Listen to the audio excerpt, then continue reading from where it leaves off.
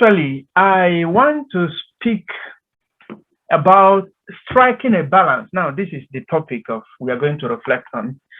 Striking a balance between a family values and individual missions.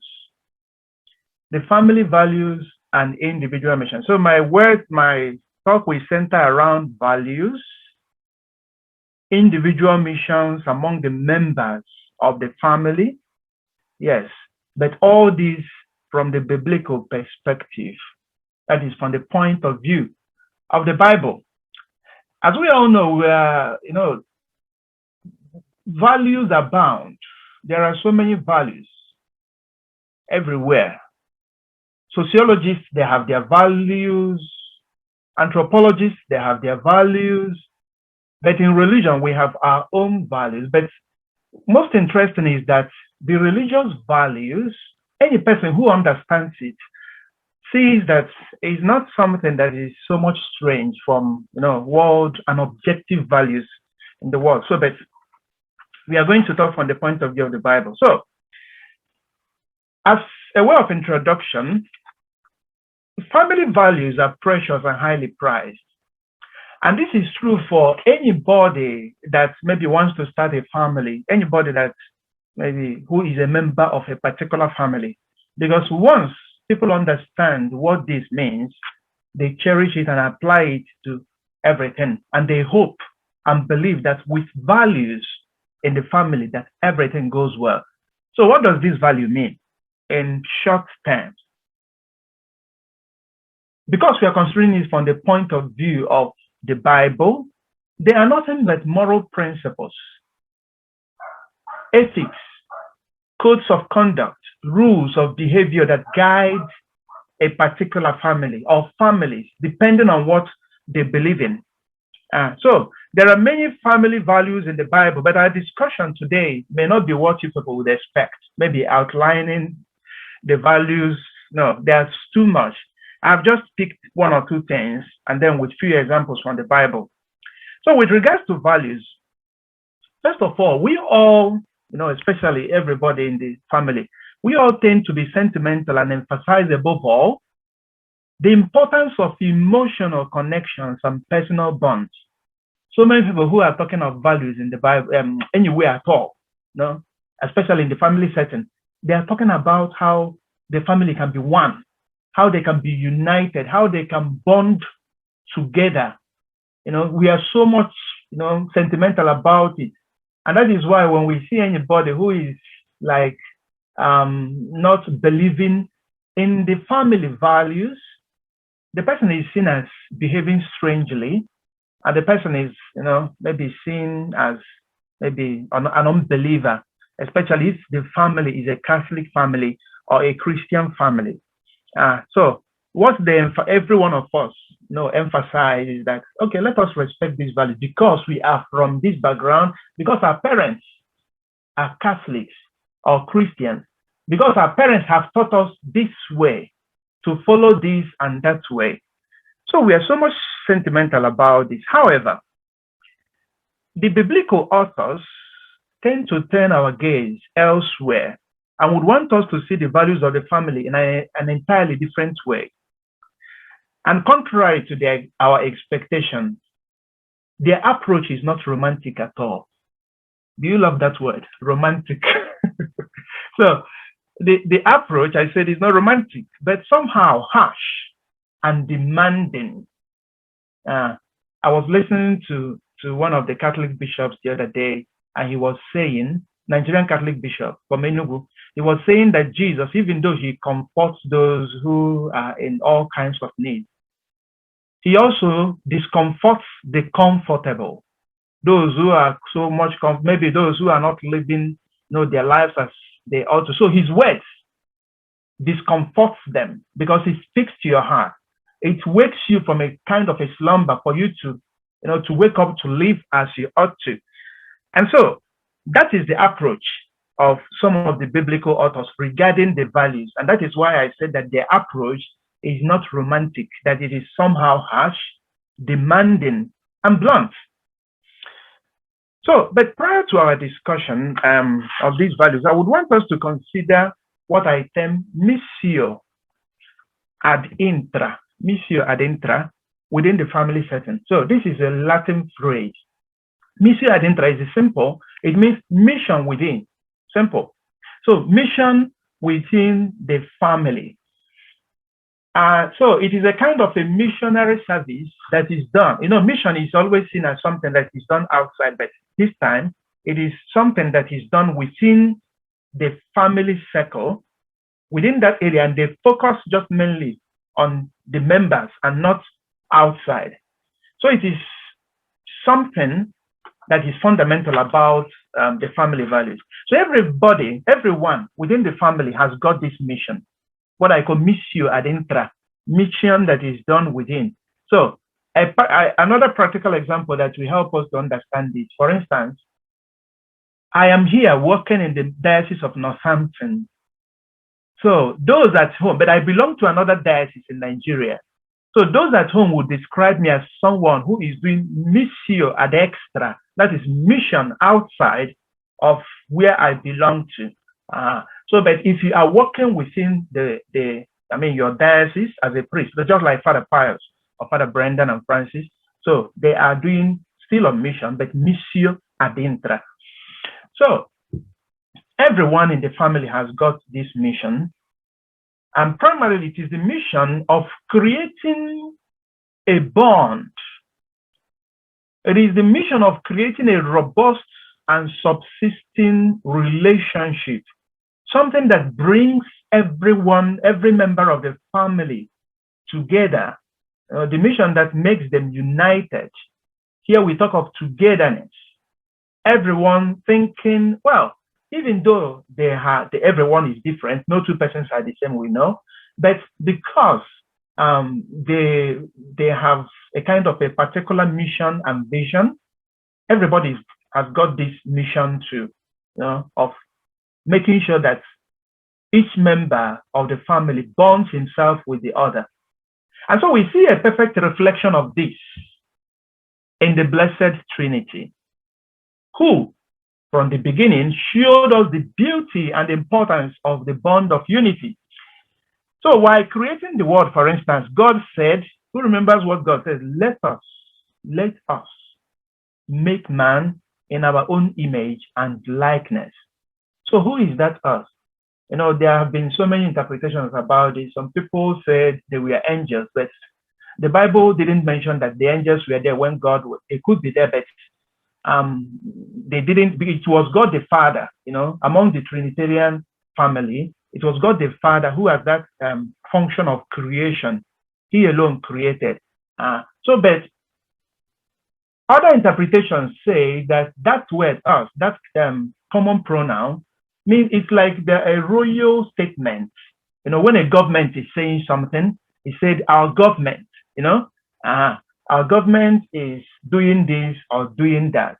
But then, ultimately, that common pronoun, us, means that God, even though he is one and indivisible, we don't have two gods. Don't make mistake about it. Even though we don't have two gods, he's one and indivisible God. He knew and acknowledged that Godhead is a family of three persons. The Godhead is a family of three persons. Now, we are talking about one God, one. But that one God knew and acknowledged that in the Godhead, it is a family, the family of three persons, Father, Son, and the Holy Spirit. And so, God the Father created the world through his word, by the power of his word. And we know that the word is who? Word is not just something that is spoken. It is a person, and that person is who? Jesus himself. And through that word, and then in the power of the Holy Spirit, remember Genesis 1, it says that the Spirit of the Lord was hovering over the waters. So you see the presence of this family at the beginning. It was not just maybe God the Father, no. So the Blessed Trinity gives us a perfect reflection of what a family is, the bond that ought to exist within the setting of a family. So this is fundamental mission. Every family, every member of the family has to first understand and then undertake it as a responsibility of creating and ensuring stability of that bond of unity. And therefore, among other things, being created in the image of God and his likeness means, listen very well, it means that we are designed for relationships. It means that we are designed, we are wired to bond with each other, irrespective of our differences. This doesn't remove anything about, our respective differences, but then we are designed for relationships, because there are those in the family who sometimes you think, there was one boy who was joking sometimes and said, why did God put me and this girl in the same family? Am I sure God is not making any mistake? I don't think that is correct, even though it was a joke, but it could be true of certain people. Maybe sometimes after marrying a wife, you begin to wonder, someone you have loved so much, someone you have, sometimes we say, I would die if I don't marry this lady. I would die without marrying this if I don't marry this husband. But then eventually, when the persons come into our lives, we begin somehow to regret due to one reason or the other. So having said that, I would like us now to move to something I call missio ad extra. I have explained it before. That is mission, still within the family, but something that is somewhat external.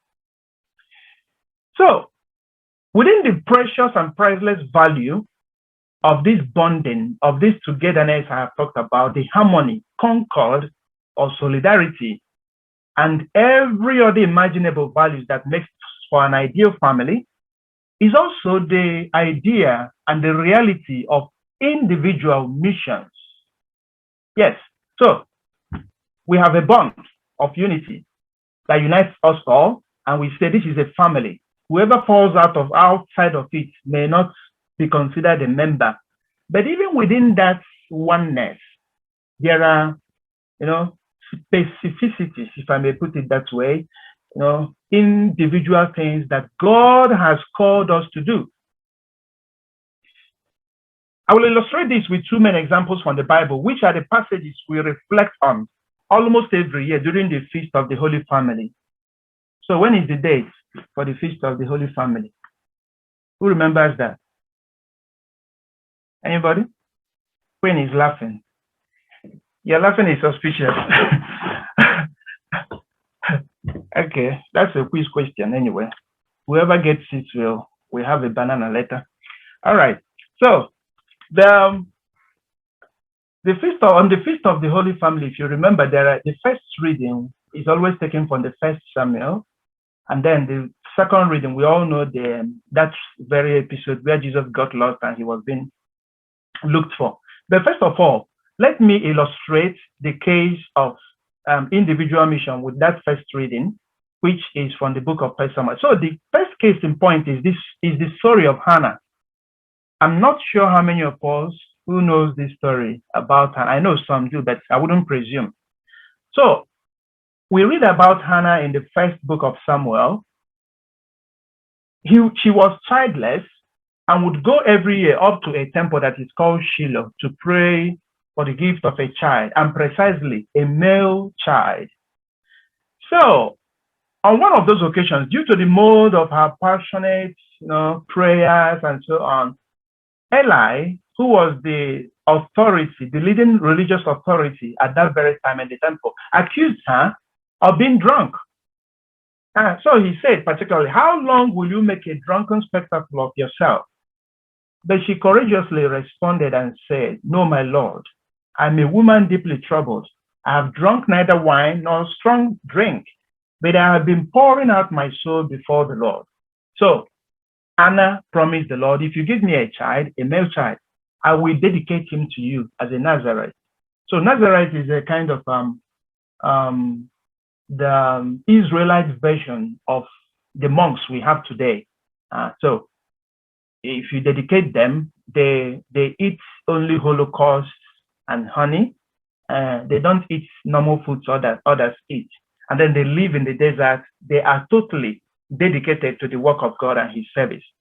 So not long afterwards, her prayers was answered. She conceived. She bore a son. And then, in fulfillment of her vows, brought the child to the temple and dedicated him to God, as she promised. So, a profound reflection here sees a kind of a tension between personal feelings and missions, individual missions. So, mothers among us here, can you imagine if maybe you have asked the Lord for something, especially a child? I know I wrote a thesis on infertility, childlessness. And I know how passionate people are, with the issue of a child, especially one who has suffered from childlessness or miscarriage and is not having any child. And then a child comes eventually, maybe by miracle, by prayers, or by maybe a kind of resolving a kind of a problem that is within the reproductive system. So, and that child comes, and then suddenly that child dies in an accident. It could be devastating, right? So by this time, the case of Samuel was that he, the mom asked for him, the Lord gave the child, and then the same mom made a promise: I will dedicate him to you. We were not told what happened eventually between the time of the birth of Samuel and the time he was given to the temple service for dedication. But I can imagine that it was not easy for that woman, because that was her only child. So here you see, there could be a tension between, the sentiments of a mother. That is that bond the mother has with the child. You can imagine how she was holding Samuel for the first time, when she gave birth to her. This is mine. What others have now, I have mine, my own property. And now going to dedicate him to the temple is like throwing him away. So the Jewish culture at that time, it is the same with our own culture, Igbo, Nigeria, Africa as a whole, and so many other Asian and perhaps other cultures. We can never, imagine giving a child away that way. And yet, despite this bond, Anna let his son Samuel go.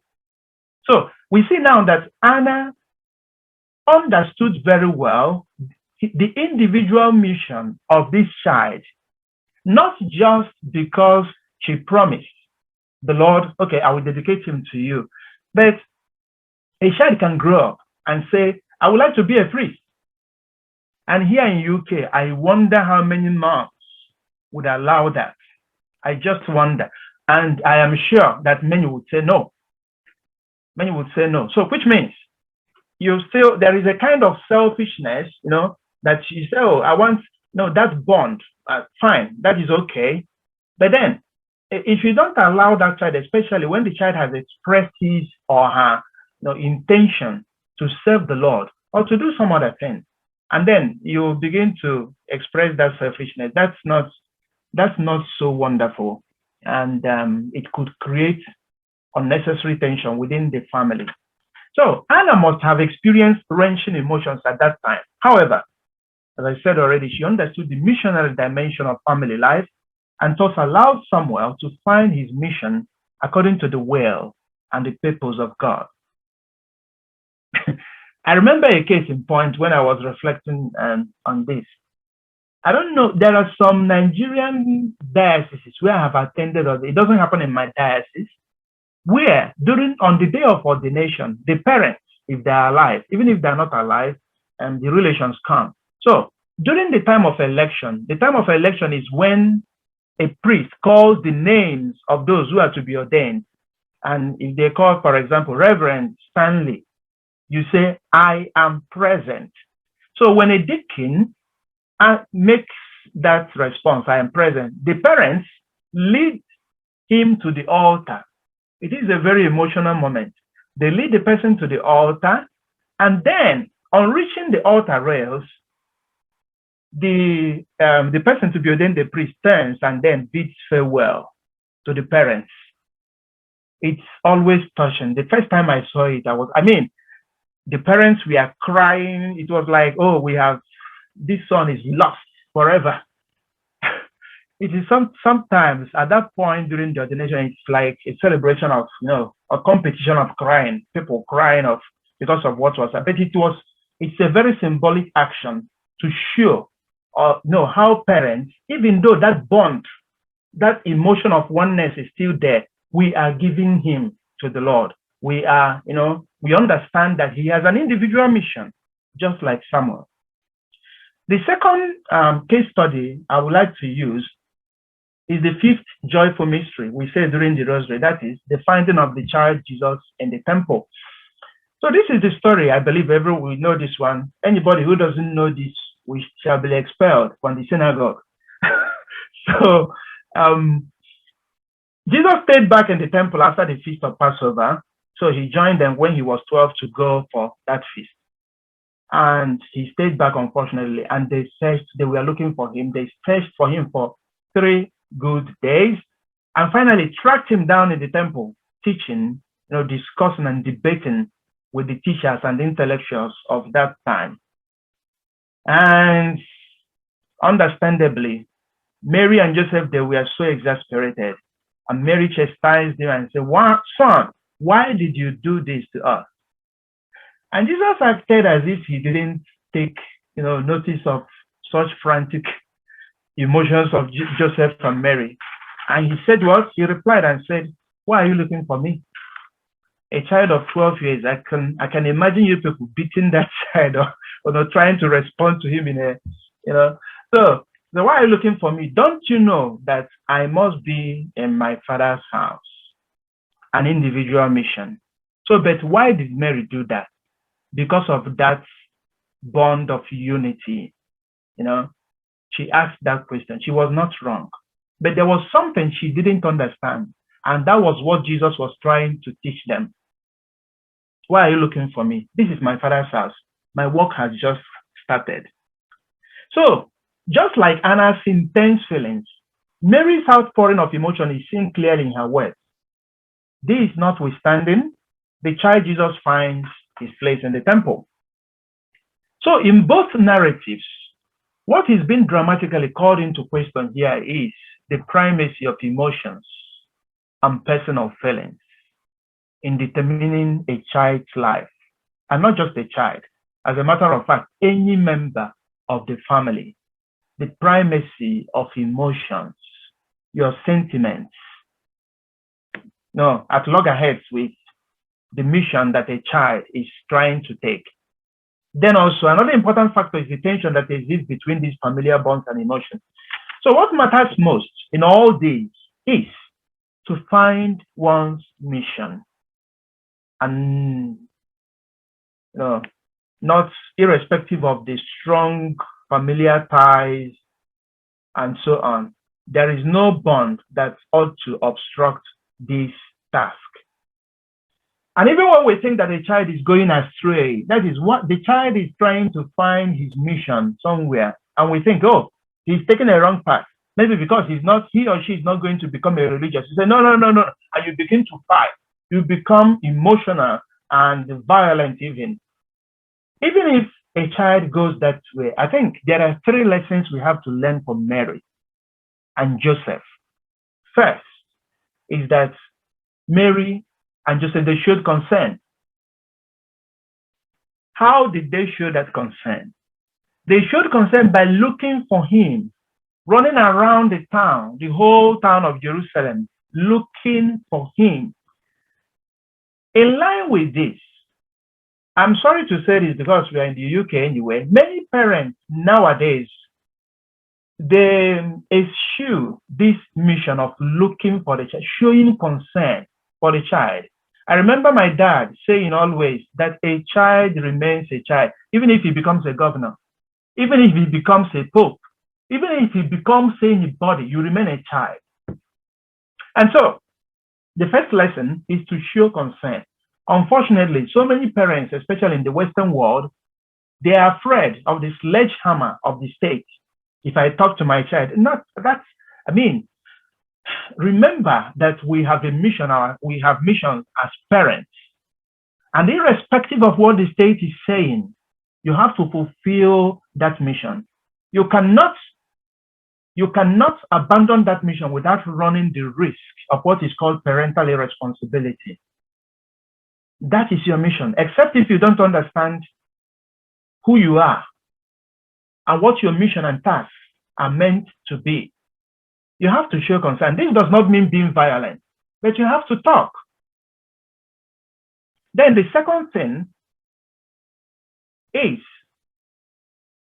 to talk still, but when necessary. To talk when necessary. What do I mean by this? There are some parents who, for instance, they talk when it is not necessary. For instance, when the child is doing something good, but it is not what they want, perhaps out of their selfishness. So they talk, even when it is not necessary. And then to respect, the third is to respect the missionary call of that child while pondering over it, like Mary did. You remember that statement? It was said that Mary continued to ponder all these things in her heart.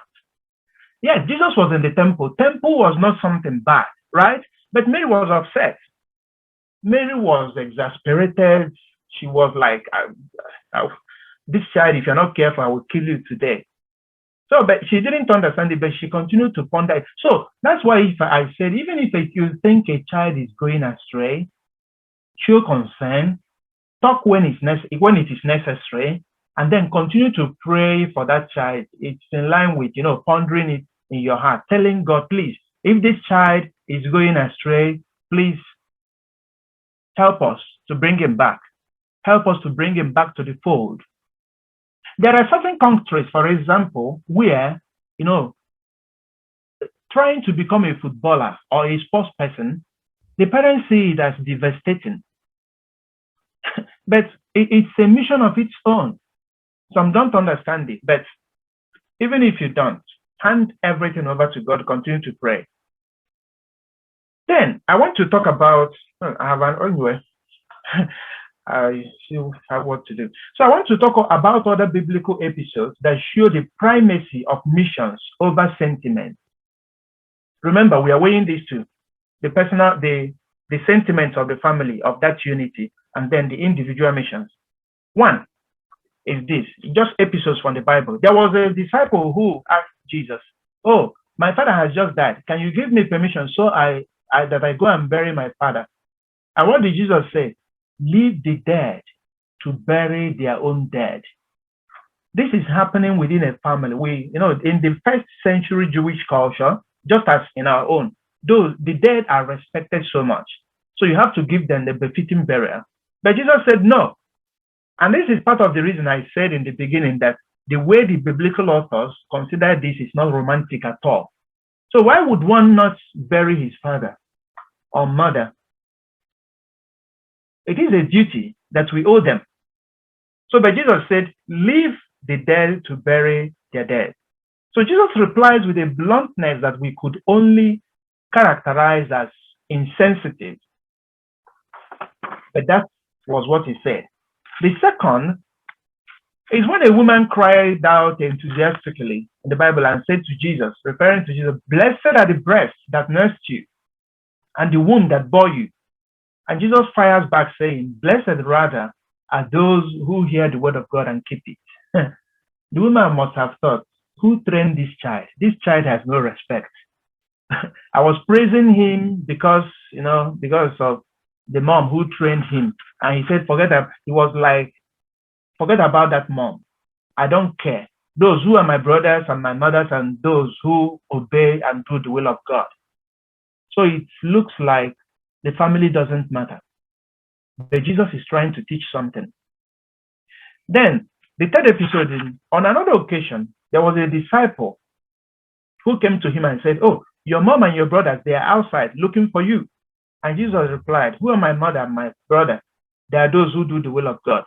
the fourth episode, and most devastatingly, Jesus says, "Do not think that I have come to bring peace on earth, but what? Fire, sword. I have come to set a man against his father, and a daughter against his mom, and the members of the family will be one's own enemy." All these things are happening within the family circle. Imagine Jesus saying this. So, what could all these provocative statements mean? They are simple. In line with the biblical principles already exposed, Jesus insists on proper prioritization of spiritual values, which are listening to the word of God, following God, the Messiah, and doing the will of God. So this is what Jesus implying in all this. He is not frowning at the family, because God, remember I said that in the Blessed Trinity, we see the perfect example of family. The family that is one, yet 3 persons. And so these are supreme values, and they must not be compromised or rendered secondary to any other good. And to underscore the paramount importance of these values, Jesus purposely contrasts the gospel call to those most emotionally precious and ethically compelling values that obtain within the family. And nowhere is this principle summarized than in this saying of Jesus. He said, "Whoever loves a father, a mother, a son, a daughter more than me is not worthy of me." Is Jesus telling us to hate the members of our family? Not at all. But he is passing a message. So what are the lessons we are learning from this? So given all these biblical readings and episodes, one can easily see typically what goes on and as well goes wrong within the family circle. A father might be striving to realize maybe his Olympic dreams. Yes, we just had Olympics, and now we are having Paralympics. Maybe he tried during his time to be a sports person, and due to 1 or 2 reasons, he couldn't. So he's trying to make a child, go into sports. I wanted to go to become a priest. I went to the seminary, but unfortunately, I couldn't be a priest. So the father, you see the father trying to constrain the child to do something out of his own selfishness, because that was his desire, what he himself wants, thereby reducing that child to a means of attainment of self-centered ends. That is not so good. A mom might be forcing a daughter to live, to holiness of life, to perfection. But that same mom loses sight of what Jesus says in the gospel. He says, when you sow a seed in the ground, that is your job. Your job ends there, which unfortunately many parents don't do anyway. They don't do it. I have already mentioned it, where you ought to show concern in what you have to do as a parent. Sow that seed and leave the rest. And Jesus, you remember that parable? Jesus said, when you sow the seed, you do not know what is happening underground. But the seed, something is happening. So that thing is happening is what God is doing. And St. Paul make a reference to it, not a direct reference anyway. He says, I plant and Apollos water, but it is God who gives increase. So fine.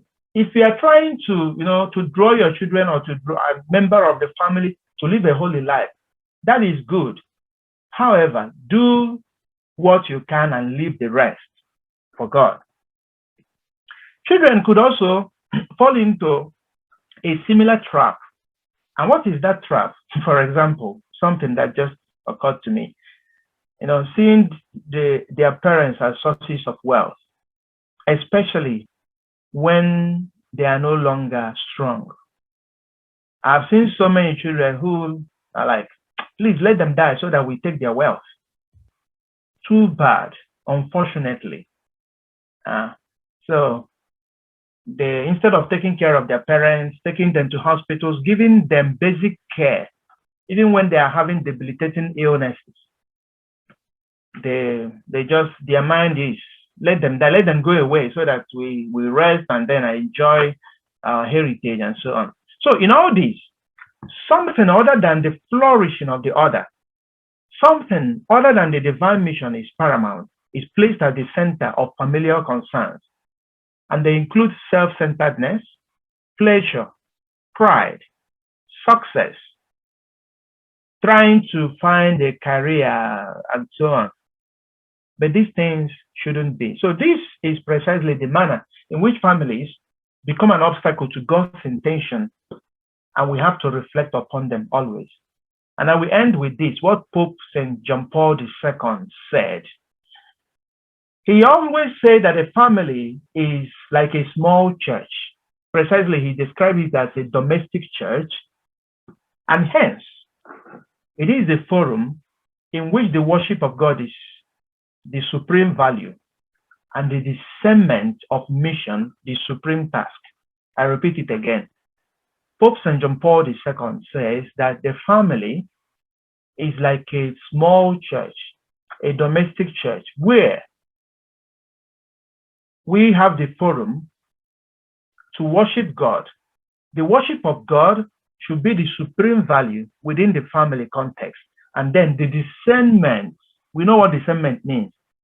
Judgment, trying to discern, to judge what the individual mission is also a supreme task that every member of the family will have to undertake. So, thank you very much for listening. God bless you.